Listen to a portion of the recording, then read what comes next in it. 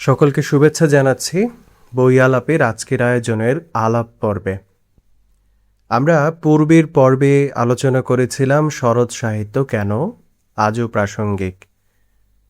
আমরা মূলত তার যে লেখা উপন্যাস বা ছোট গল্প আছে সেগুলো নিয়ে সেই আলাপে একটু আলোচনা করার চেষ্টা করেছি, কিন্তু আজকে আমরা শুরু করতে যাচ্ছি শরৎচন্দ্র চট্টোপাধ্যায়ের একটি প্রবন্ধ নারীর মূল্য। আমরা এই বইটা হুবহু পড়ব না। আপনারা জানেন যে বইটি 1923 সালে লেখা হয়েছিল এবং তিনি বইটি একটি ছদ্মনামে লিখতেন। সেই সময়কার পত্রিকা যমুনাতে এটা প্রকাশিত হচ্ছিল। এই বইটাতে মূলত নারীর যে সামাজিক অধিকার এবং সমাজে নারীর যে অবস্থান সেটা নিয়ে অত্যন্ত গুরুত্বপূর্ণ এবং সাহসী একটি অবস্থান রয়েছে। অর্থাৎ শরৎচন্দ্র এখানে দেখানোর চেষ্টা করছেন আমরা সমাজে আসলে নারীদেরকে সম্মানের কথা বলে বা মূল্যায়নের কথা বলে কিংবা সামাজিক মর্যাদার কথা বলে কিভাবে তাদেরকে ছোট করে রাখি, কিভাবে তাদেরকে দাসী বানিয়ে রাখি কিংবা পণ্য বস্তুতে পরিণত করি। আমরা তাদেরকে শাস্ত্রের কথা বলে বিভিন্ন যুক্তি দিয়ে মূলত যে আমাদের সমাজের মানুষের ভোগবিলাসের যে বস্তু সেই বস্তুর হিসেবে উপস্থাপন করি।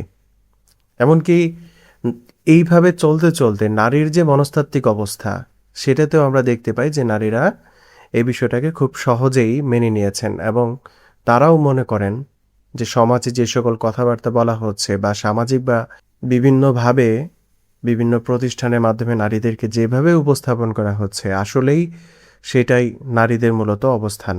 আমরা এই প্রবন্ধে দেখব নারীকে কিভাবে আসলে ভোগ্যপণ্য হিসেবে বিবেচনা করা হয়, পুরুষ শাসিত সমাজে নারীর ব্যক্তিত্ব বা সত্তার চেয়ে তার দৈহিক ও সেবামূলক যে গুরুত্ব সেটাকে কিভাবে আসলে বড় করে দেখা হয়, নারীর শিক্ষার সুযোগ না থাকা এবং সেই শিক্ষার সুযোগ না থাকার ফলে তারা যে তাদের অধিকার এবং সচেতনতা সম্পর্কে অজ্ঞ থাকছে সেটাকে সুযোগ করে অর্থনৈতিকভাবে তারা যে পরনির্ভরশীল হয়ে পড়ছে এবং সেই দুর্বলতাকে কেন্দ্র করেই আরেকটা অংশ কিভাবে তাদের উপর শোষণ করছে, সেটা পরিবার, সেটা রাষ্ট্র, সমাজ, এমনকি বর্তমান প্রেক্ষাপটেও আমরা সেই বিষয়গুলো দেখতে পাব। বরং আমরা যখন এই বিষয়টা নিয়ে আলোচনা করব আমরা শরৎচন্দ্র চট্টোপাধ্যায়ের বইগুলোর যে লেখা সেই লেখার ভাবগুলো বজায় রাখলেও হুবহু সেইটাই আমরা কিন্তু পড়ব না। আমরা বলছি ভাব, প্রতিটা বাক্যের ভাব বজায় থাকবে, তবে আমরা হুবহু এটাকে বইয়ের অডিও বুক আকারে বলছি না। এখানে আমি মূলত যে বইয়ের যে প্রাসঙ্গিকতা সেগুলো নিয়ে মূলত আলোচনা করব এবং সেই ক্ষেত্রে আপনাদেরও এই বই নিয়ে কি ভাবনা, যদি কেউ পড়ে থাকেন তাহলে সেই ভাবনাটা জানাতে পারেন, কিংবা আরও যদি ভালো কোনো ভিডিও থাকে বা অডিও থাকে সেগুলো আমাদের কমেন্টে বা বিভিন্নভাবে আমাদেরকে জানাতে পারেন, কিংবা আপনিও আপনার সামাজিক যোগাযোগ মাধ্যমে এগুলো প্রচার প্রসার করতে পারেন। কারণ এটা যুগ যুগান্তরের, আমরা সমাজের প্রতিটা স্তরে আমরা যদি খেয়াল করি আমরা দেখব কোনো না কোনোভাবে হয় আমরা যদি বুঝতে পারি তাহলে দেখব নারীরা নির্যাতিত হচ্ছে, আর যদি বুঝতে না পারি তাহলে হয়তোবা আমি একজন নির্যাতনকারী হিসেবে সমাজে অবস্থান করছি কিংবা কোনো নারীর উপর নিপীড়ন চালাচ্ছি। সে হতে পারে আমার বোন, আমার মা কিংবা আমার স্ত্রী, যেই হোক না কেন। দর্শক শ্রোতা বন্ধুরা, তাহলে আমরা শুরু করছি নারীর মূল্য থেকে পাঠ। মণিমুক্ত খুব দামি বস্তু, কারণ তা দুর্লভ। সেই হিসেবে নারীর মূল্য খুব বেশি নয়, কারণ সমাজে নারীর কোনো অভাব নেই। জল অতি প্রয়োজনীয় বস্তু, কিন্তু তার কোনো দাম নেই। তবে যদি কখনো জলের একান্ত অভাব দেখা দেয় তখন রাজাধিরাজও হয়তো এক ফোঁটা জলের জন্য রাজমুকুট বিলিয়ে দিতে দ্বিধা করবেন না। তেমনি ঈশ্বর না করুন যদি কোনো দিন সমাজে নারী বিরল হয়ে ওঠে, সেই দিনই নারীর যথার্থ মূল্য কত তা নিয়ে তর্কের চূড়ান্ত নিষ্পত্তি হয়ে যাবে। তেমনি ঈশ্বর না করুন যদি কোনো দিন সমাজে নারী বিরল হয়ে ওঠে, সেই দিনই নারীর যথার্থ মূল্য কত তা নিয়ে তর্কের চূড়ান্ত নিষ্পত্তি হয়ে যাবে। আজ নয়, আজ নারী সহজলভ্য। কিন্তু নারীর দাম যাচাই করার একটা পথ কিন্তু পাওয়া গেল। অর্থাৎ পুরুষের কাছে নারী কখন, কী অবস্থায়, কোন সম্পর্কে কতটা প্রয়োজনীয় তা যদি স্থির করা যায়, তবে নগদ আদান প্রদান হোক বা না হোক, অন্তত কাগজে কলমে হিসাব নিকাশ করে ভবিষ্যতে একটা নালিশ মোকদ্দমা আশা করা যেতে পারে। একটা উদাহরণ দিই। সাধারণত বাড়ির মধ্যে বিধবা বোনের চেয়ে স্ত্রীর প্রয়োজন বেশি বলে স্ত্রী বেশি দামি। আবার এই বিধবা বোনের দাম কিছুটা বেড়ে যায় যখন স্ত্রী সন্তান সম্ভবা হয়, যখন রান্নাবান্নার লোক থাকে না, যখন ছোট বাচ্চাটিকে সামলানোর প্রয়োজন হয়। তাহলে দেখা যাচ্ছে নারীর প্রয়োজন অনুযায়ী তার দামের তারতম্য হয়। স্ত্রীর হিসেবে নারীর যে মূল্য, বিধবা হিসেবে তার মূল্য অনেক কম। এটি সহজ সত্য কথা, এর বিরুদ্ধে কোনো তর্ক চলে না। একটা স্লেট পেন্সিল নিয়ে বসলে নারীর বিশেষ অবস্থার বিশেষ মূল্য খুব নিখুঁতভাবে বের করা যাবে। কিন্তু প্রশ্ন যদি উঠে, নারীর এই অবস্থার কি কোনো নির্দিষ্ট মূল্য হয়? মোটামুটি বোঝা গেল, কিন্তু নারীর সামগ্রিক মূল্য ধার্য করা যাবে কিভাবে? যখন নারীর জন্য সোনার লঙ্কা পুড়ে ছাই হয়েছিল, ট্রয় রাজ্য ধ্বংস হয়ে গিয়েছিল, কিন্তু ইতিহাসের রায় উল্লেখ নেই। এমন আরও ছোট বড় কত যে রাজ্য ধ্বংস হয়েছিল সে কথা বাদই দিলাম। এখানে নারীর মধ্যে এত বড় কি প্রয়োজন ছিল যে সাম্রাজ্য ভাসিয়ে দিতেও মানুষ দ্বিধা করেনি, জীবন দিতেও পিছু বাহায়নি? তোমরা স্লেট পেন্সিলে এর দাম কতটা বের করবে? বাইরে থেকে এর দাম অস্বীকার করি না, কিন্তু ভেতরে তাকিয়ে যদি প্রশ্ন করি, মানুষ সাম্রাজ্যের দিকে তাকিয়ে দেখেছে ঠিকই, কিন্তু সেই দৃষ্টিভঙ্গি কতটা নারীর দিকে ছিল আর কতটা নিজের অসংযত উচ্ছৃঙ্খল প্রবৃত্তির দিকে ছিল, সে জবাব আমাকে কে দেবে? নারীর মূল্য কি? অর্থাৎ তিনি কতটা সেবাপরায়ণ, স্নেহশীলা, সতী এবং দুঃখে কষ্টে মৌন, অর্থাৎ তাকে নিয়ে মানুষের সুখ ও সুবিধা কতটা হবে, এবং তিনি কতটা রূপসী, অর্থাৎ মানুষের লালসা ও প্রবৃত্তিকে তিনি কতটা নিবদ্ধ ও তৃপ্ত রাখতে পারবেন।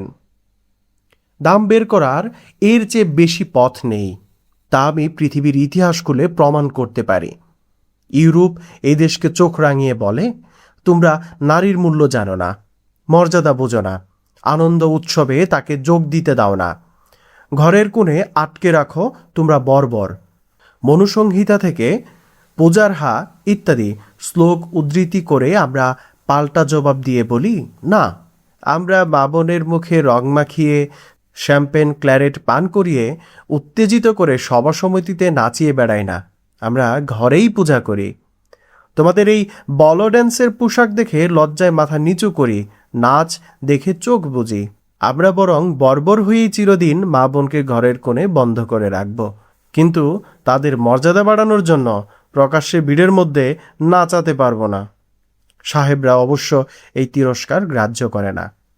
প্রয়াত আচার্য অধ্যাপক মাসপেরা সাহেব প্রাচীন মিশরে নারীর সভ্যতা প্রসঙ্গে তার ড্যান অফ সিভিলাইজেশন গ্রন্থে এক জায়গায় উল্লেখ করেছেন, মিশরের মহিলারা বুক প্রায় অনাবৃত করে রাস্তায় বের হতেন, সুতরাং নিশ্চয়ই তারা যথেষ্ট উন্নত ছিলেন। যেহেতু like Europeans they must have coveted public admiration, অর্থাৎ ইউরোপীয়দের মতো তারাও জনসম্মুখে প্রশংসা পেতে চাইতেন। এই যুক্তিটা অকাট্য, তা অস্বীকার করার উপায় নেই। নিজের দেশের মহিলা সম্পর্কে তিনি নির্দ্বিধায় কথা বলে গেলেন, কিন্তু এই অ্যাডমাইরেশন শব্দটির সঠিক বাংলা অনুবাদ করতে গেলেও আমাদের লজ্জায় মাথা কাটা যায়। যাই হোক, আমাদের উত্তরটা নেহাতি মন্দ শোনালো না। ভিড়ের মধ্যে নাচাতে পারবো না, বরং ঘরের কোণে পূজা করি। সুতরাং কথার লড়াইয়ে তখনকার মতো এরকম জিতেই যাই এবং মনুপরাশর মাথায় করে পরস্পরের পিঠ চাপটে দিয়ে ঘরে ফিরে আসি। অবশ্য সাহেবদের কাছে আমি হেরে যেতে বলছি না, কিন্তু ঘরে ফিরে দুই ভাই যদি বলাবলি করি, ভাই পূজা তো করি, কিন্তু কিভাবে করি বলো তো, তখন কিন্তু এমন অনেক কথা বেরিয়ে পড়ার সম্ভাবনা আছে যা বাইরের লোকের কানে কোনোভাবেই তোলা যায় না। অতএব আমাদের এটা একান্ত গোপন আলোচনা। প্রথমত, সতীত্বের চেয়ে বড় নারীর আর কোনো গুণ নেই। সব দেশের পুরুষই এই কথা বোঝে, কারণ এটা পুরুষের কাছে সবচেয়ে উপাদেয় সামগ্রী। এবং স্বামীর অবাধ্য হওয়া, তিনি অতি বড় পাষণ্ড হলেও তাকে মনে মনে তুচ্ছ-তাচ্ছিল্য করার মতো বড় দোষ আর নেই। এই সতীত্ব যে নারীর কত বড় ধর্ম হওয়া উচিত, রামায়ণ, মহাভারত এবং পুরাণাদিতে সে কথার বারবার আলোচনা হয়েছে। এদেশে এই তর্ক এত বেশি হয়েছে যে এই বিষয়ে আর বলার কিছু নেই। এখানে স্বয়ং ভগবান পর্যন্ত সতীত্বের দাপটে কতবার অস্থির হয়ে উঠেছেন। কিন্তু সমস্ত তর্কই একতরফা, কেবল নারীরই জন্য। পুরুষের এই বিষয়ে যে বিশেষ কোনো বাধ্যবাধকতা ছিল তা কোথাও খুঁজে পাওয়া যায় না। এত বড় একটা প্রাচীন দেশে পুরুষের সতীত্ব নিয়ে একটি শব্দও যে নেই, এ কথা খুলে বললে হয়তোবা হাতাহাতি বেঁধে যেতে পারে। না হলে বলতাম, ইংরেজরা যে শব্দ বলে তা দ্বারা নারী পুরুষ উভয়কে বোঝায়, কিন্তু এই দেশে শব্দটির বাংলা করলে সতীত্ব দাঁড়ায়, এবং সেই সতীত্ব শব্দটা শুধুমাত্র নারীকেই বোঝায়। শাস্ত্রকাররা বনে জঙ্গলে বাস করতেন বটে, কিন্তু তারা সমাজ সচেতন ছিলেন। তাই একটা শব্দ তৈরি করেও তারা তাদের আত্মীয়দের অর্থাৎ পুরুষদেরকে অসুবিধায় ফেলেননি। পুরুষের প্রবৃত্তি নারী সম্বন্ধে যতদূর সম্ভব ছাড় দেওয়া যায় তার জায়গায় রাখা হয়েছে পৈশাচ বিবাহ। বিবাহ কি অদ্ভুত সহানুভূতি, কি দয়া! আর এত দয়া না থাকলে কি পুরুষ শাস্ত্রকারকে মানত? না, আজ বিংশ শতাব্দীতেও বিধবা বিবাহ উচিত কিনা জানতে তার কাছে ছুটে যেত। কবি কোন যুগে সেসব পুঁথিপত্র দরিয়ায় ভাসিয়ে দিয়ে নিজের মতো শাস্ত্র বানিয়ে নিয়ে খালাস হতো? যা হোক, নারীর জন্যই সতীত্ব, পুরুষের জন্য নয়। সতীত্বের চূড়ান্ত প্রকাশ ঘটেছিল সহমরণে। কবে এবং কিভাবে এর সূত্রপাত সে কথা ইতিহাস লেখে না।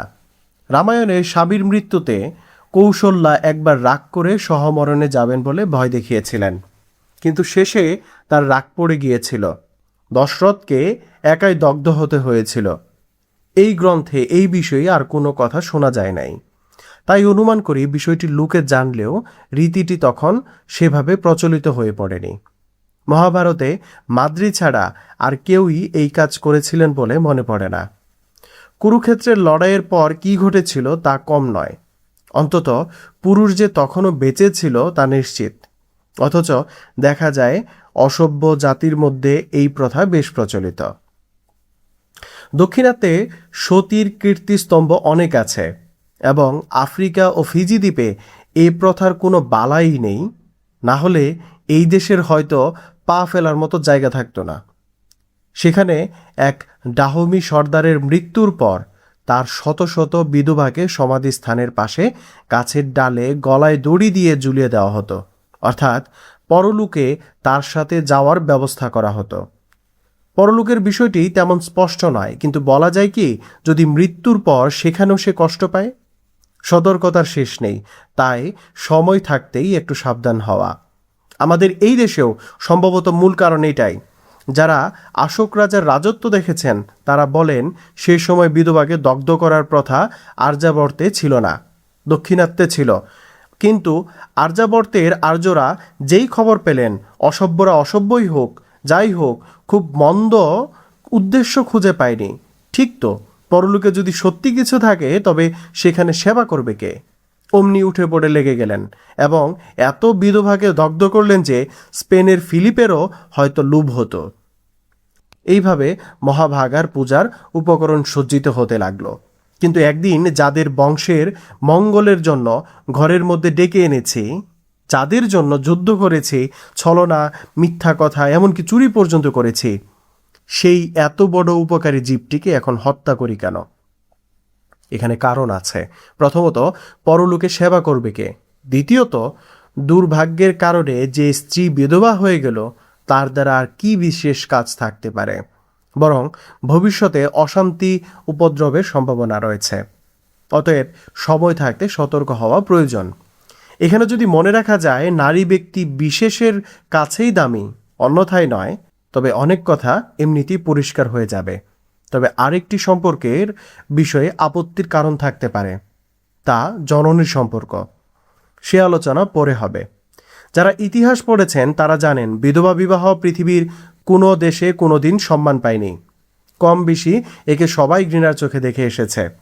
এই অবস্থায় যে দেশে এই প্রথা একেবারেই নিষিদ্ধ, সে দেশে বিধবাকে পুড়িয়ে মারা যে বিশেষ হিতকর অনুষ্ঠান হিসেবে বিবেচিত হবে, তা আশ্চর্যের কিছু নয়। অবশ্য একথা স্বীকার করতে অনেকেরই লজ্জা হবে। কিন্তু পতিহীনা নারীর এখানে আর যখন তত প্রয়োজন নেই, তখন কোনো মতে ওপারে রওনা করিয়ে দিতে পারলেই স্বামী মহাশয়ের কাজে লাগার সম্ভাবনা রয়েছে। এই ইচ্ছাই যে এ প্রথার মূলে, এ কথা অস্বীকার করারও কিন্তু উপায় নেই। তাছাড়া দেখা যায় যে সমস্ত অসভ্য দেশে স্বামীর মৃত্যুর সাথে স্ত্রীকে হত্যা করা হতো, তাদের এই বিশ্বাস অত্যন্ত দৃঢ় ছিল। তারা মনে করত মৃতের আত্মার কাছাকাছি ঝোপে ঝাপে গাছপালায় বসে থাকে, সুতরাং সঙ্গিনীকে পাঠিয়ে দিলে উপকার হবে। কিন্তু আমাদের সুসভ্য এই প্রাচীন দেশ, যে দেশে আত্মার স্বরূপ পর্যন্ত নির্ণয় করা হয়ে গেছিল, এটা কিন্তু লেখক একটা ব্যঙ্গাত্মক অর্থে প্রকাশ করেছেন। অর্থাৎ আমাদের শাস্ত্রে কিংবা ভারতবর্ষীয় যে মিথ বা প্রচলন যেগুলো ছিল, কথা বিভিন্ন ধর্ম বা বিভিন্ন আলাপ আলোচনায় বিভিন্ন লেখকের মাধ্যমে, সেখানে তারা আত্মাকে পর্যন্ত ব্যাখ্যা করছেন, কিন্তু বৈজ্ঞানিকভাবে আমরা সেটার কোনো উপস্থিতি পাই না। বৈজ্ঞানিকভাবে সেটার ব্যাখ্যা অন্যরকম হয়। তো সেই ক্ষেত্রে লেখক এই কথাটা বলেছেন যে যেখানে আমরা আত্মার স্বরূপ পর্যন্ত নির্ণয় করে ফেলছি, অর্থাৎ ঈশ্বরের মাপযোগ, ঈশ্বর কেমন দেখতে, কেমন, কতটুকু, এত কিছু আমরা জেনে গেছি। সেই দেশের পণ্ডিতরা যে বিশ্বাস করতেন হত্যা করে সাথে পাঠানো যায়, এটি আশ্চর্যজনক। এটা আশ্চর্যজনক না, কারণ হচ্ছে আত্মা ঈশ্বর কেমন সেটা জানে, কিন্তু কাউকে হত্যা করলে যে তার সাথে পাঠানো যায় না, এইটা আমাদের দেশের পণ্ডিতরা আসলে বুঝতে পারতো না। এটাই মূলত লেখক এখানে বলার চেষ্টা করেছেন। তবে এ যদি নারীর পূজার একটা বিশেষ পদ্ধতি হয়, এখন লেখক আবার সেই আগের কথাটা টানছে, যে আমরা বলি নারীকে আমরা পূজা করি, সর্বোচ্চ সম্মান দিই। এখন যদি নারীকে এটা পূজা করার একটা বিশেষ পদ্ধতি হয়, মানে সহমরণ বা হচ্ছে সতীদাহ পদ্ধতিটা, তাহলে আলাদা কথা। পুরুষ বুঝিয়েছে সহমরণ হয় সতীর পরম ধর্ম। মনু বলেছে এক পতি সেবা ছাড়া মেয়েদের আর কোনো কাজ নেই। এই কথাটা মনু বলেছে। আবার বলছে কথাটা, মনু বলেছে পতি সেবা ছাড়া নারীদের আর কোনো বিশেষ কাজ নেই। এই কথাটা শুধুমাত্র আপনি এই মনু বলেছে একটা নির্দিষ্ট বিশেষ ধর্মে পাবেন, ব্যাপারটা এরকম না। আপনি পৃথিবীর যে কোনো প্রাচীন বা হচ্ছে পুরাতন ধর্মগুলো আছে, সেখানগুলোতে দেখলে আপনি নারীদের ব্যাপারে এই ধরনের মন্তব্য বা এই ধরনের ধারণাগুলোই দেখতে পাবেন। সে ইহকালে পুরুষের সেবা করছে, পরকালে গিয়েও করবে, এটাও মনুরই কথা। কিন্তু কখন করবে, কতদিন করবে, এত ঝঞ্ঝাটে সে যেতে চায় না। মানে মনু এই ব্যাপারে আবার বলে নাই তার বিলম্ব সইবে না, তাই হচ্ছে তখন হচ্ছে তার মরণ সম্বন্ধে একটু সচেতন এবং সতর্ক হওয়া সকলে আবশ্যকতা বা আবশ্যক মনে করলেন। তাই শাস্ত্র বলছে মাতৃত্বের কারণেই সে পূজারহনীয়, সুতরাং সে সুযোগ না থাকলে তাকে নিয়ে আর কি হবে। তারপর ছোট বড় কীর্তিস্তম্ভ উঠেছে গল্পের মধ্যে, দৃষ্টান্তের মধ্যে, তখন সেই স্ত্রীর দাম বেড়ে গেছে। পুরুষ যে কেবলমাত্র নিজের সুখ ও সুবিধা ছাড়া, সেটা সত্যই হোক আর কাল্পনিকই হোক, আর কোনো দিকে তাকাই নাই, সেই কথা চাপা দিয়ে গর্ব করে প্রচার করছে। যে দেশে নারী হাসতে হাসতে চিতায় গিয়ে বসতো, নিজেকে ভস্মসাৎ করত, ইত্যাদি ইত্যাদি নানান ধরনের কথা। কিন্তু তাই যদি হয়, তবে স্বামীর মৃত্যুর পরেই তার বিধবাকে একটি সিদ্ধি বা ধুতুরা পান করিয়ে মাতাল করে দেওয়া হয় কেন? যদি নারী নিজে থেকেই মানে মারা যায় কিংবা হচ্ছে স্বামীর সাথে সে পরকালে যেতে চায়, তাহলে তাকে জোর করে কেন হচ্ছে সিদ্ধি খাওয়ানো হয়, ধুতুরার রস পান করানো হয়? এই প্রশ্নটা লেখক করেছেন। তার মানে হচ্ছে এটা তো স্বাভাবিকভাবে আমরা বুঝতে পারি যে নারীকে কি করা হয় নাই, নারী নিজের ইচ্ছাতে যায় নাই, তাকে বলা হয়েছে যে তোমার জন্য এটা ভালো, এমনকি নারীদেরকে সেটা স্বীকার করানো হয়েছে। আর সমাজে এই অন্যায়টা যখন চাপিয়ে দেওয়া হলো, সিদ্ধান্তটা চাপিয়ে দেওয়া হলো এবং এটাকে পূর্ণাঙ্গ একটি ধর্মে পরিণত করলো, তারপরেই কিন্তু যে যেতে চাইবে না, তখন বললো কি যে ওই যে আমরা যখন একটা ভুল করি তখন বলি না শয়তান আমাদেরকে ধোঁকা দিছে, ব্যাপারটা এরকম যে ও তো ভয় পেয়ে যাবে, ওর মন দুর্বল বা হচ্ছে ঈশ্বরের প্রতি ভক্তি কম, ও যেতে চাইবে না, সুতরাং ধুতরা খাওয়িয়ে পাঠিয়ে দাও। হ্যাঁ, যে এইরকম একটা অবস্থা, একটা জঘন্য পরিবেশ ছিল। তারপর শ্মশানের পথে কখনো সে হাসতো, কখনো কাঁদতো, কখনো পথের মধ্যে ইলিয়ে ঘুমিয়ে পড়তো। এই তার হাসি, এই তার সহমরণ, মানে এই হাসিটা কি সে মানে হাসতে হাসতে স্বামীর সাথে স্বর্গে যাচ্ছে, ব্যাপারটা এরকম? ব্যাপারটা কিন্তু এরকম না। সে আসলে হাসতো ওই যে যখন তাকে সিদ্ধি খাওয়ানো হতো বা ধুতুরা পান করানো হতো তার কারণে। তারপর চিতায় বসিয়ে কাঁচা বাঁশ দিয়ে তাকে কি করা হতো, মাচা বুনে, কাঁচা বাঁশের যে মাচাগুলা ছিল সেগুলো বুনে চাপ দেওয়া হতো, যাতে যখন গায়ে আগুন লাগবে তখন সে আসলে নেশার ঘরে আসে বা হচ্ছে তাকে কি পান করানো হচ্ছে সেটাতে বিষয় না, সে তো যন্ত্রণায় কাতরাতে থাকবে, সে উঠে যেতে চাইবে। যে তখন আপনি শুধু একটু ভাবেন যে এটা কতটা ভয়াবহ একটা বিষয়। তাকে বাঁশের মাচা দিয়ে চেপে ধরা হতো, কারণ সেই সহ্য যন্ত্রণা করে আর যাতে সে উঠে না যেতে পারে। আবার ধুনো বা ঘি চড়ানো হতো ওই চিতাতে, যাতে ধোঁয়ায় অন্ধকার হয়ে যায়, তার যন্ত্রণায় যে সে ছটফট করতে সেটা যাতে কেউ না দেখতে পারে। হ্যাঁ, এইরকম ভয়াবহ একটা অবস্থা ছিল। অতএব রাজ্যের তখন আবার এই যে তার যে চিৎকার, এই চিৎকার বা কান্না বা অনুনয় বিনয় এটা যাতে কেউ না শুনতে পারে সেজন্য কি করত, সেজন্য যে ডাকডোল বাজাতো, কাঁসা বাজাতো, শঙ্খ জোরে জোরে বাজাতো। এখানে লেখক বলছেন, আমি জানি এখানে অনেক রকমের আপত্তি উঠবে যদি এটা এমনই হয় যে সতীলোক পরলোকে গিয়ে স্বামীর সাথে বাস করবে বা বসবাস করার সুযোগ পায়, সেই জন্য এই অনুষ্ঠান। তাহলে আমার উত্তর এই যে দেশের অশিক্ষিত ইতর লোক কি বিশ্বাস করতো না করতো সে আলোচনায় লাভ নেই, কারণ তারা শুধু ভদ্র ও শিক্ষিতদের অনুসরণ করতে পারত। কিন্তু যে দেশে তখনও টোল, সাংখ্য, বেদান্ত পড়াতেন, জন্মান্তরে বিশ্বাস করতেন, কর্মফলে স্থাবর, জঙ্গম, পশু জন্ম প্রচার এগুলো করতেন, দেবযান, পৃথ্বীযান প্রভৃতি পথে নির্দেশ করতেন, যে সত্যি তারা যে সত্যিই বিশ্বাস করতেন পৃথিবীতে কর্মফল যার যাই হোক দুটি প্রাণীকে একসঙ্গে বেঁধে পোড়ালেই পরলোকে একসঙ্গে বাস করে, এ কথা স্বীকার করা আমার পক্ষে আসলে কঠিন। কারণ এটা দুইটা অপ্রাসঙ্গিক হয়ে গেল। কারণ কর্মফলের উপর ভিত্তি করে সে আসলে পশু হবে বা কি হবে এটা ওই সময়ের মানুষজন বিশ্বাস করে। আবার তারাই যখন জোর করে আরেকটা কথা বলতেছে যে তারা যদি করে মানে একসাথে পোড়ায়, সতীদাহ হয়, তাহলে সেই স্বামীর সাথে সেই সতী উঠবে বা স্ত্রীটা উঠবে, এটা তো একটা আরেকটার মানে স্ববিরোধী হয়ে গেল। লেখক মূলত এই কথাটি বলার চেষ্টা করছেন।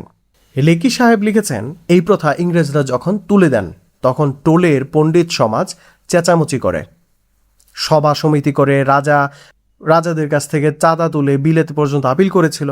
তাতে বলা হয়েছিল এই প্রথা নিষিদ্ধ হয়ে গেলে হিন্দু ধর্মের ভিত্তি সব ধসে পড়বে, হিন্দু ধর্ম একেবারে ধর্মচ্যুত হয়ে যাবে। নারীর পূজা বটে, মানে নারীর পূজা এভাবে করা হতো এখন, সুতরাং নারীর পূজা যদি এভাবে না করা হয় তাহলে তো হিন্দু ধর্ম থাকবে না। তারপর আপিল যখন নিতান্তই নামঞ্জুর হয়ে গেল এবং বেশ বোঝা গেল, তারপর ডাকঢোল, কাশি, শঙ্খ শব্দ সব পেয়াদাদের কানে পড়বে না, কারণ হচ্ছে এগুলো যদি শব্দ হয় তখন তো বোঝা যেত যে আসলে এখানে হচ্ছে, তাহলে একটা তো ঝামেলা। এবং ধুনো পুড়িয়ে নদীর পাড়ে অন্ধকার করে ফেললেও দারোগার দৃষ্টি এড়ানো যাবে না, মানে কোনো না কোনোভাবে তো দেখে ফেলবে, শব্দ করলেও দেখবে, আবার হচ্ছে যদি ধোঁয়া তুলে তাহলেও তো দেখে ফেলবে সরকারি লোকজন বা হচ্ছে আইন শৃঙ্খলা লোকজন যারা ছিল। তো তখন তো হচ্ছে ধর্ম দর্জিদের বুঝতে বিলম্ব হলো না যে সনাতন ধর্মের ভিত্তি যদি ইট কয়েক বসেও যায়, মানে কয়েকটা ইট যদি বসেও যায় তারপরেও টিকে থাকবে। তবে পুলিশের সাথে তারা আসলে হাঙ্গামায় যেতে চাচ্ছিল না। সুতরাং অন্য পথে সন্ধান করা হলো। রাজার কাজ রাজা করতে গেলেন, কিন্তু সমাজ রক্ষকের কাজ বেড়ে গেল। এই দুর্দিনে বসে পড়লে চলবে না। তারা বললেন, ম্লেচ্ছ আমাদের ধর্ম বুঝলো না, আইন করে বসলো, আমরা কিন্তু হাল ছাড়ব না, এখানে বসেই আমাদের বিধবাকে দেবী বানিয়ে তুলব। তারপর শাস্ত্রের পুরাতন শ্লোক এতদিন যা অব্যবহারে কোথায় পড়েছিল তা টেনে বের করে লুকাচারে দোহাই দিয়ে, সুনীতির দোহাই দিয়ে যত রকমের কঠোরতা কল্পনা করা যেতে পারে সমস্তই সদ্য বিধবার মাথায় তুলে দিয়ে তাকে প্রতিদিন একটু একটু করে দেবী করা হতে লাগলো। সে নিরাভরণা, সে একবেলা খায়, সে হাড়ভাঙ্গা খাটুনি খাটে, ছেঁড়া ফাটা কাপড় পরে, কেননা সে তো দেবী আসলে। চিৎকার করে পুরুষ প্রচার করতে লাগলো, আমাদের বিধবার মতো কাহার সমাজে এমন দেবী আছে? অথচ এই দেবীটিকে তারা কি করে, বিবাহের সাধনাতলায় ঢুকতে দেয় না। পাছে দেবীর মুখ দেখলো আবার কেউ দেবী হয়ে পড়ে, মানে তাকে দেবী বলতেছে, কিন্তু আবার হচ্ছে কোনো একটা বিয়ের আয়োজন হচ্ছে, সেখানে বিধবাকে যেতে যায় না, কারণ হচ্ছে বিধবার মুখটা অমঙ্গল। হ্যাঁ, মানে ব্যাপারটা হচ্ছে এরকম। তারা দেবীকে সম্মান করে দেবী বানায় রাখছে বিধবাকে, কিন্তু তার মুখ দেখলে আবার কার অমঙ্গল হয়ে যায়, এই জন্যে আরেকজন দেবী হোক, এটা তারা চায় না। আচ্ছা, মঙ্গল উৎসবে দেবীর ডাক পড়ে না, দেবীর ডাক পড়ে শ্রাদ্ধের পিণ্ড রাখতে। তার মা তাকে দেখে হয়তোবা সহ্য করতে পারলেন না, অসুস্থ হয়ে মারা গেলেন।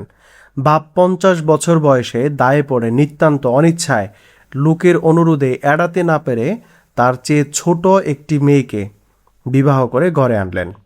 ঘরের বিধবা মেয়ের উপর হুকুম হয়ে গেল একটু সকাল সকাল, অর্থাৎ বেলা 10টার মধ্যে রাধাবাড়া করে তার নতুন মাকে যেন খাইয়ে দেওয়া হয়, না হলে ছোট মা হয়তো পিত্ত চড়ে যাবে। এই বাড়িতে বিধবা মেয়ে ও নববধূর মূল্য যে এক পাল্লায় ধার্য করা হয় না, সেটা বোধ করি আর বুঝিয়ে বলতে হবে না। বাপ তো বিবাহ করে আনলেন, তিনি প্রাচীন সম্ভ্রান্ত টোলের অধ্যাপক, শাস্ত্রজ্ঞানের নাকি সীমা নেই, বিধবা বিবাহের বিরুদ্ধে একখানা বইও লিখেছেন। কিন্তু সে যাই হোক, এই লোক এক বাড়ির মধ্যে বাস করেও তার নিজের মেয়ের চেয়ে ছোট মেয়েকে পত্নীভাবে গ্রহণ করতে পারে, কিন্তু সে যে কেমন করে মুখে আনে ঘরের কোণে নারী জাতিকে পূজা করি, এ আমার আসলে বুদ্ধির অগম্য। অথচ যে পুরুষ এরকমটি করে নাই, সে তৎক্ষণাৎ বলে ওঠে, যে করে সে করে, আমরা তো পারি না। অর্থাৎ সে ভাবতে চায় না এই অবস্থায় সে নিজে কি করবে, এই জন্য সে বলে যে যারা করতেছে করুক না, আমাদের কি করার, আমরা তো আর করি না। কিন্তু তার যে আসলে দায়িত্বটা ছিল সমাজের প্রতি, ওই সময় আসলে কি করবে সে সেটা বুঝতে পারে না, এই জন্য সে এই ধরনের কথাবার্তা বলে নিজেকে আসলে মূলত বোঝ দিয়ে থাকে। অবশ্যই এই দুর্ঘটনা ঘটার আগে কাউকে স্বীকার করতে বাধ্য করা যায় না, কিন্তু শতকরা 99 জন পুরুষই যে ঠিক এমনটি করে তা নিঃসন্দেহে। এক স্ত্রী জীবিত থাকলেও পুরুষ ঘরের মধ্যে আরও 100 স্ত্রী এনে উপস্থিত করতে পারে, কিন্তু 12 বর্ষীয়া বালিকা, অর্থাৎ 12 বছর বয়সের বালিকা বিধবা যদি হয়, তাকে দেবী হয়েই থাকতে হবে, সে কিন্তু আর বিয়ে করতে পারবে না। কারণ সে যদি বিয়ে করে তাহলে হচ্ছে মানে শাস্ত্র নষ্ট হয়ে যাবে, ধর্ম নষ্ট হয়ে যাবে, সম্মান নষ্ট হয়ে যাবে, বাবা মা কিংবা হচ্ছে পরিবারের বাবা ভাই যারা আছে তাদের সবার বংশ অমর্যাদা হবে, এরকম অবস্থা তৈরি হয় আর কি। এই যে এই অবস্থায় এই দেশের সমস্ত নারী জাতিকে যে কতটা হীন করে রেখেছিল কয়েক শত বছর, যে এই ভয়াবহ অবস্থাটাই ভারতবর্ষে চলছে, কিংবা পৃথিবীর বিভিন্ন জায়গাতে, শুধু ভারতবর্ষ না, পৃথিবীর বিভিন্ন জায়গাতে বিভিন্ন কায়দায় নারীদেরকে এইভাবে আসলে নির্যাতন করা হয়েছে। নারীদেরকে অতি উচ্চ মর্যাদার কথাবার্তা বলে তাদেরকে মূলত মানে হীন করে রাখা হয়েছে। আর সেই চর্চা করতে করতে আমরা দেখি যে নারীদের ভিতরে সত্যিকার অর্থে এই হীনমন্যতা বোধ তৈরি হয়েছে। তারা মনে করে তারা এইরকম অবস্থা, তারা মনে করে শুধুমাত্র স্বামীর সেবা করার জন্য আসছে, তারা মনে করে যে মানে তারা এখানেও আছে, পরকালে গিয়ে স্বামীর সেবা করবে। হ্যাঁ, মানে এইরকম একটা অবস্থায় থাকে। আর তাদেরকে নিয়ে যে হীন কাজগুলো করানো হতো, যে সমাজে যে অসম্মানের জায়গাগুলো ছিল, সেগুলোকে তারা অত্যন্ত গৌরবের মনে করে, এবং সেই গৌরবের মধ্য দিয়েই তারা এই সমস্ত কাজ করে, সেটা করতে হয়। এখন সেগুলো করানোর জন্য আসলে তার মানসিক শক্তিটা কোথা থেকে আসে? মানসিক শক্তিটা আসে ধর্ম থেকে, সামাজিক বিচার থেকে, মানুষজন কিভাবে দেখবে সেটার উপর থেকে। কারণ তা না হলে তো সে এই যে নির্যাতন হচ্ছে, তার যে এই যে ভয়াবহ একটা জীবন সে পার করছে, এটাকে সে কি বলে বোঝ দিবে? বা বুঝ তো দিতে পারবে না যে আমি এগুলো কেন করছি। তো তার যে একদিকে কষ্ট হচ্ছে, তো তখন আসলে কি করে, সে নিজেকে বোঝায় যে না আমি এটা করতেছি।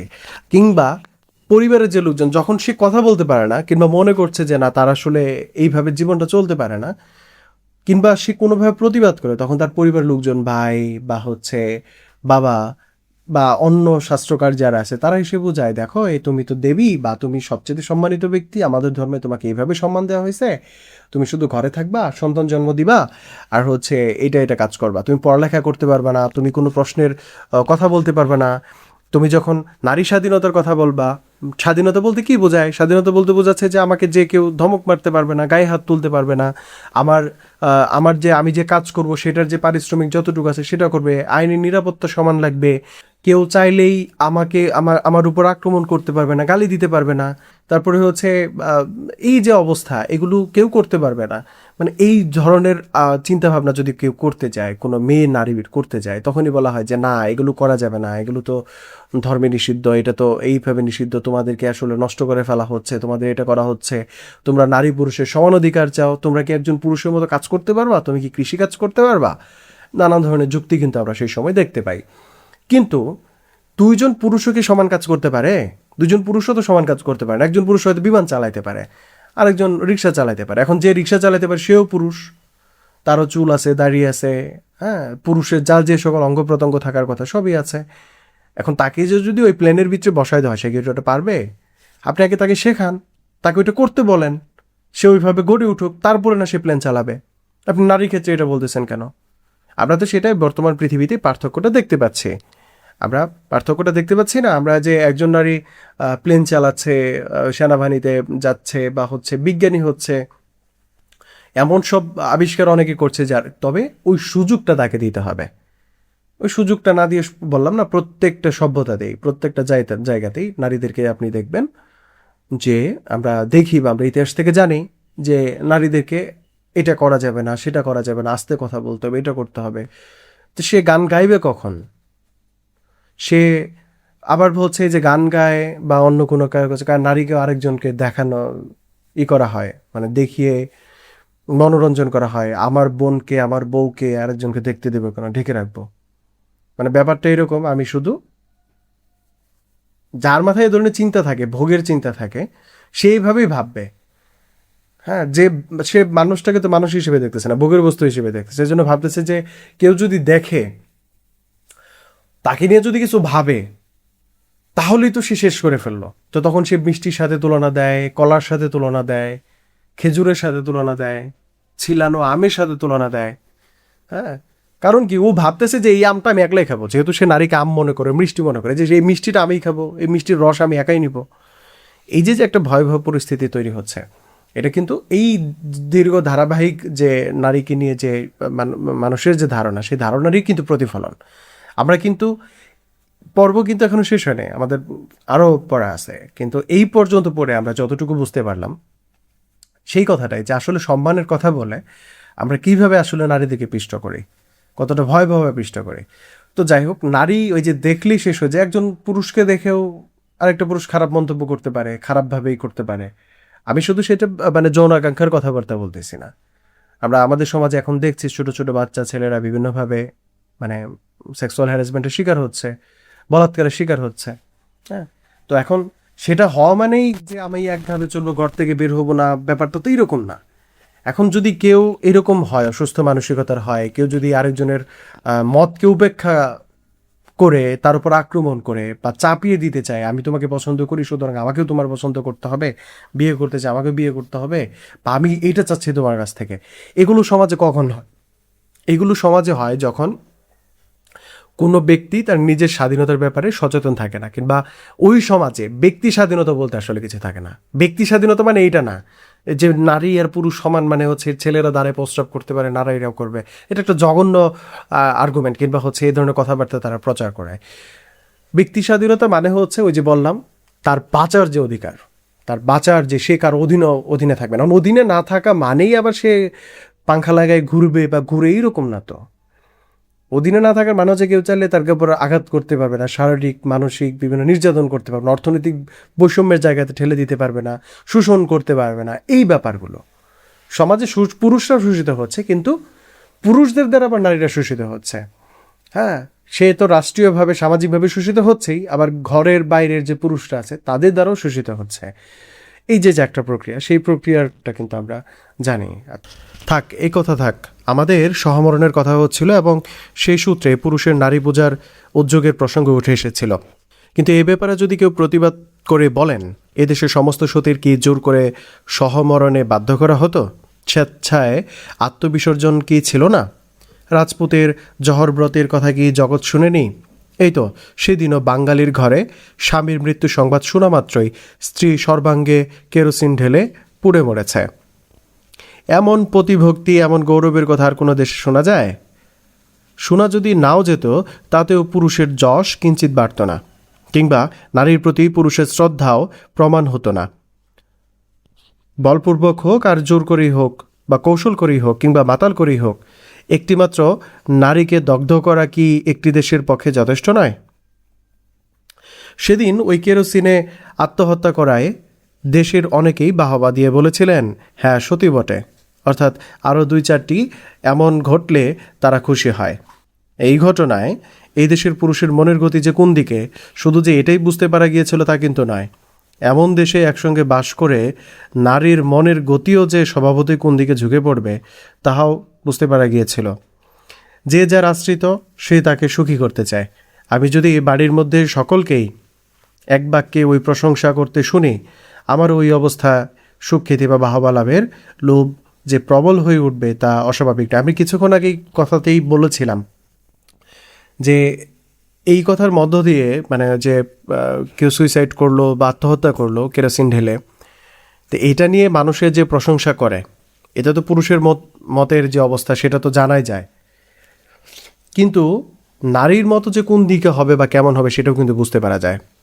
তার মানে এক বাড়িতে থেকে আমি যদি দেখি যে সবার মত যেদিকে যাচ্ছে এবং যেটাকে সবাই তারা ভালো মনে করছে, প্রশংসা করছে, আমি কি করতে চাইবো? আমি সেই কাজটাই করেই তাদেরকে খুশি করতে চাইবো কিংবা বাহবা পেতে চাইবো। ব্যাপারটা কিন্তু এইরকম না যে আমি সেখানে থেকে প্রচণ্ড প্রতিবাদী হয়ে গেলাম, হয়ে গেলাম, তাহলে কিন্তু সমাজে এত এত অধপতন, এত অধর্ম বলতে বোঝাচ্ছি যে প্রাকৃতিক বা সামাজিক বা অবস্থার বিরুদ্ধে যে অবস্থান সেটাকে অধর্ম বলতেছে।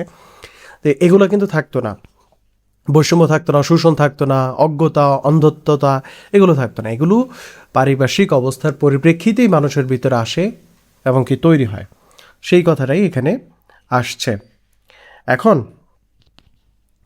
আমরা যদি বলি যে এটা সে তার মনের বিশাল বড় একটা অবস্থা, ওই যে বা কিছুক্ষণ আগে বা আমরা যে আলোচনাটা করলাম সেখানে কিন্তু বলেছে যে সমাজে যখন একটা অন্যায় হয়, সে অন্যায়টা যখন ধর্মীয়ভাবে বা ন্যায়সঙ্গতভাবে বা পুণ্যের কাজ হিসেবে প্রতিষ্ঠা পায়, তো তখন মানুষ কি করে, সেটা অন্যায় যেন সেই কাজটা করে পুণ্য অর্জন করতে চায় বা নিজের ক্ষতি হবে যেন সেই কাজটা করতে চায়।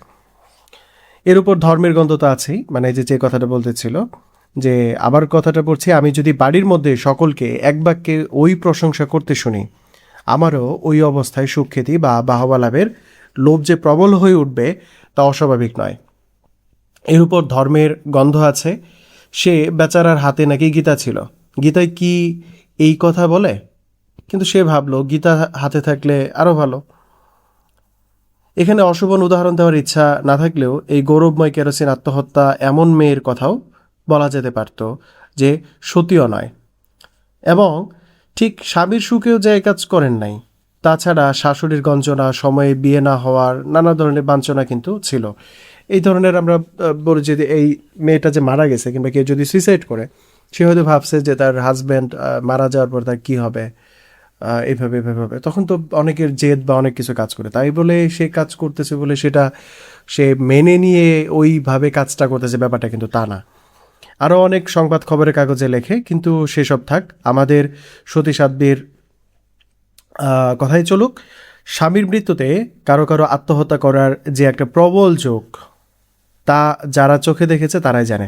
আমি একজনকে তেতলার ছাদ থেকে পড়ে মরতে দেখেছি, আরেকজনকে গলায় দিয়ে দড়ি দিতে দেখেছি, বিষ খেয়ে মরতে অনেক শুনেছি, কিন্তু তাই বলে এ মরা আর চিতায় বসে একটু একটু করে দগ্ধ হয়ে মরা এক বস্তু নয়।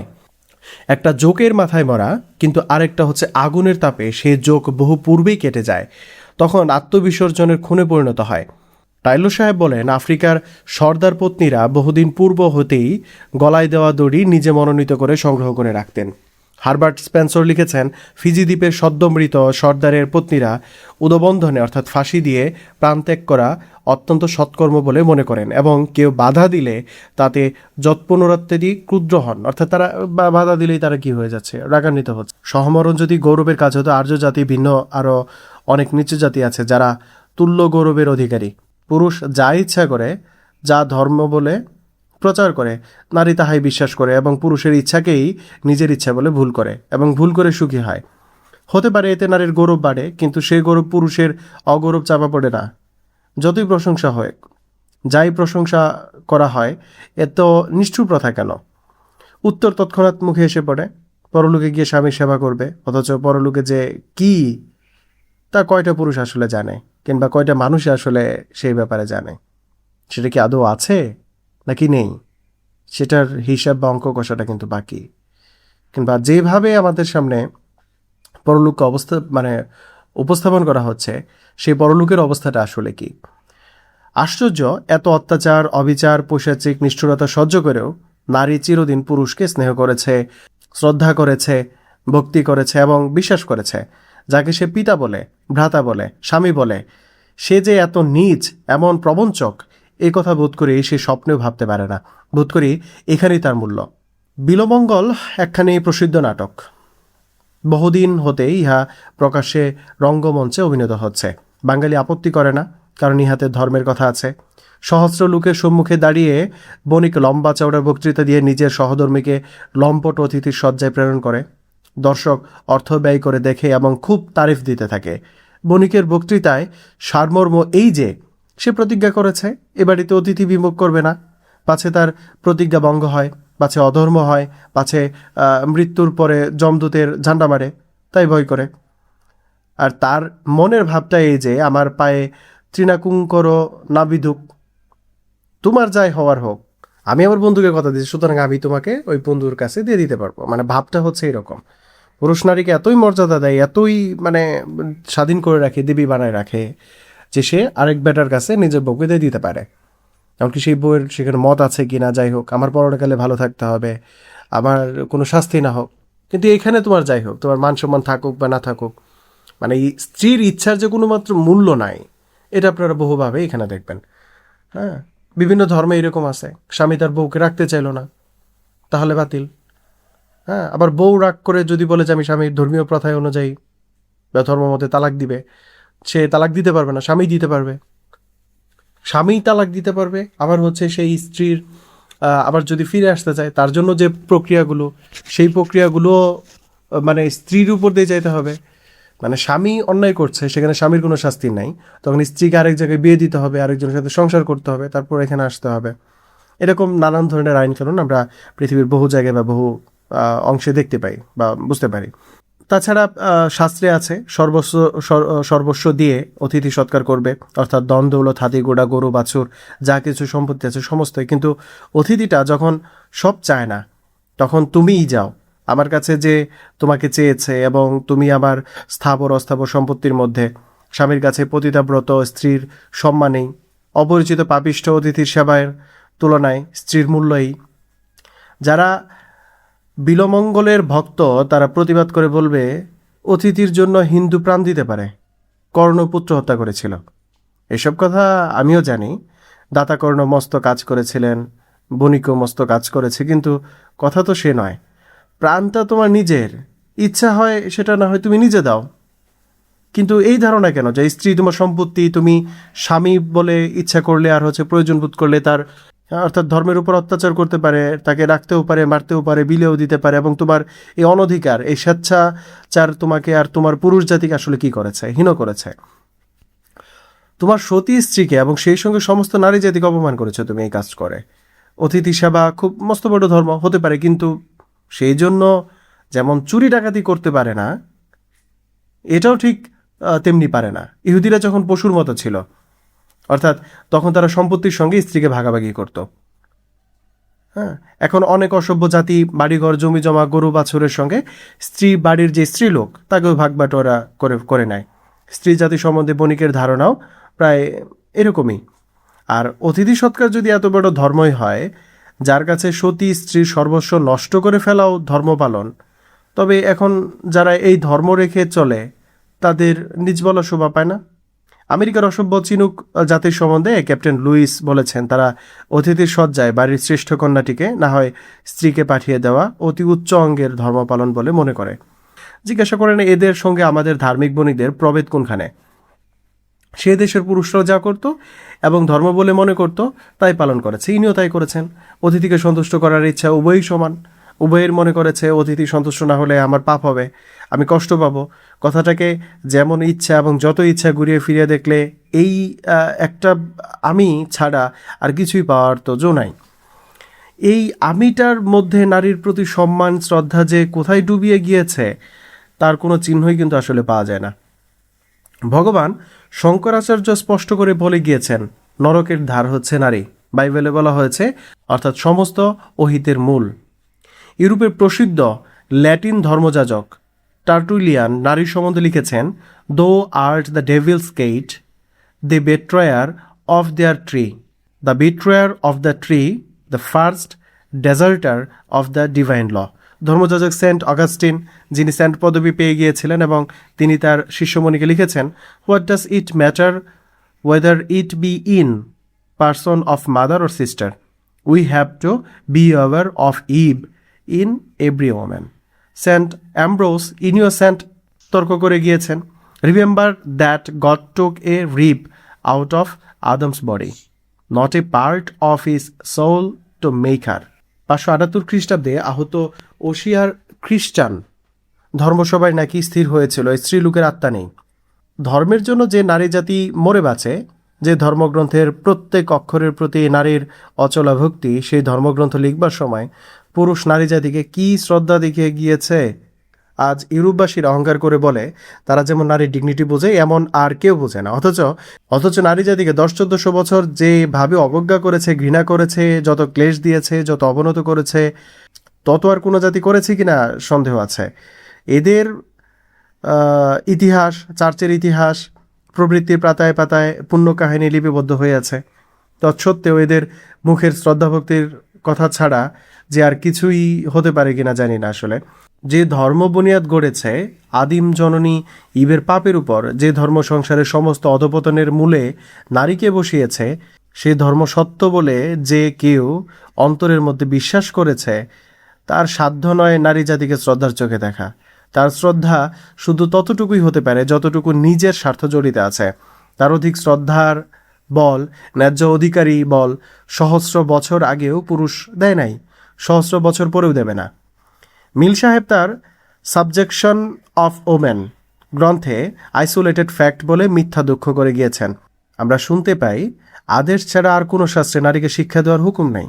স্বর্গীয় অক্ষয় দত্ত মহাশয় তার ভারতবর্ষীয় উপাসক সম্প্রদায় গ্রন্থের উপক্রমণিকা খণ্ডে এর বিরুদ্ধে বিস্তর আলোচনা করে দেখিয়েছেন যে প্রাচীনকালে স্ত্রীলোক বেদ পর্যন্ত তৈরি করে গিয়েছে, কিন্তু এ সমস্ত তর্ক কোনো কাজেই লাগে না।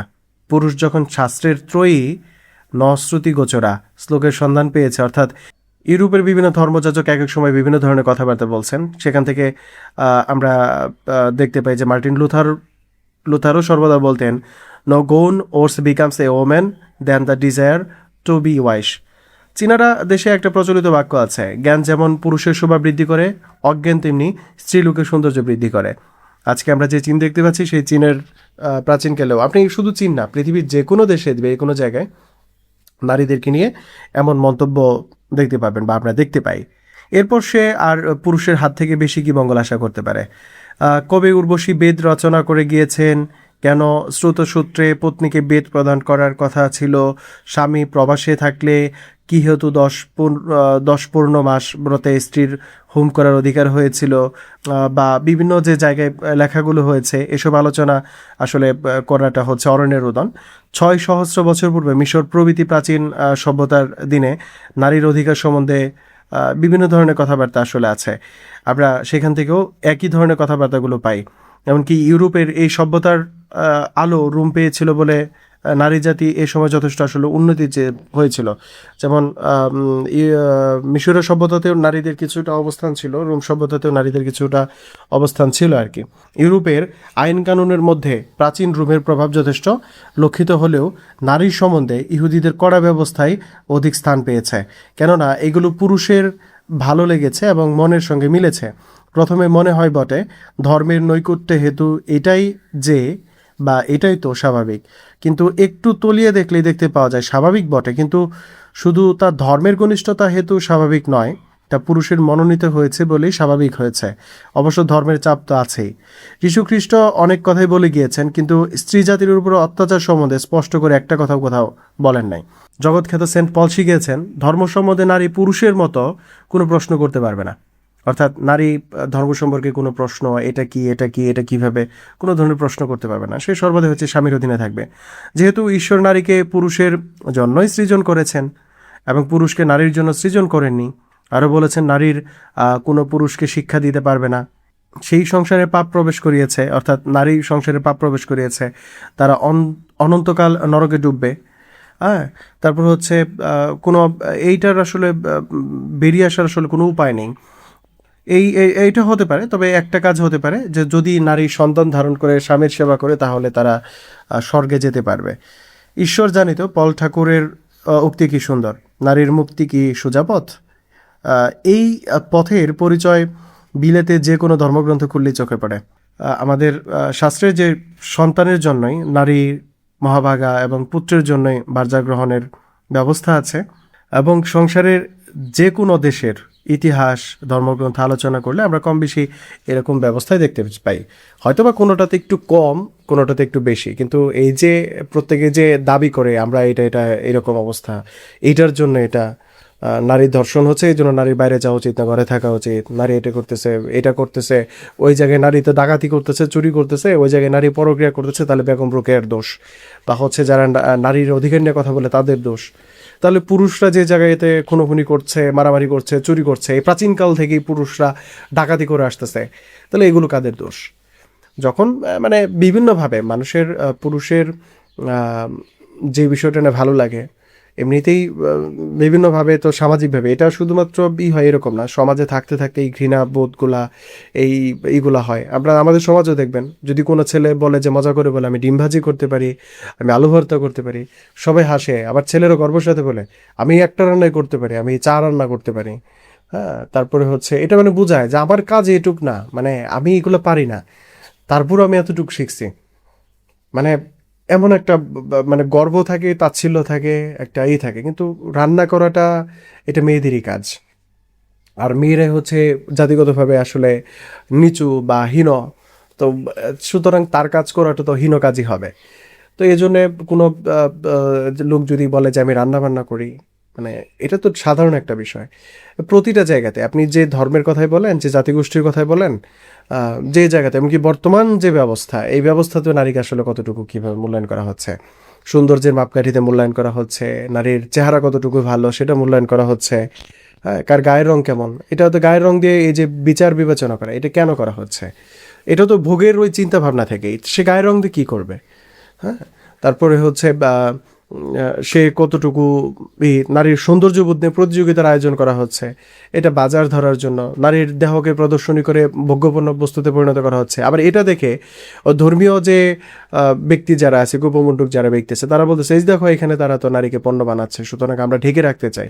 দুজনের চিন্তার মাঝে কিন্তু বিশেষ ফারাক নাই। এটা হচ্ছে ওই নারীকে দুজনেই ভোগ্যপণ্য হিসেবে মনে করে, একজন হচ্ছে সেটাকে ব্যবহার করে অর্থ ইনকাম করতেছে, আরেকজন সেটা ভাবতেছে যে এই বস্তুটা শুধু আমার, শুধু আমি ব্যবহার করবো, আর কেউ নিতে পারবে না।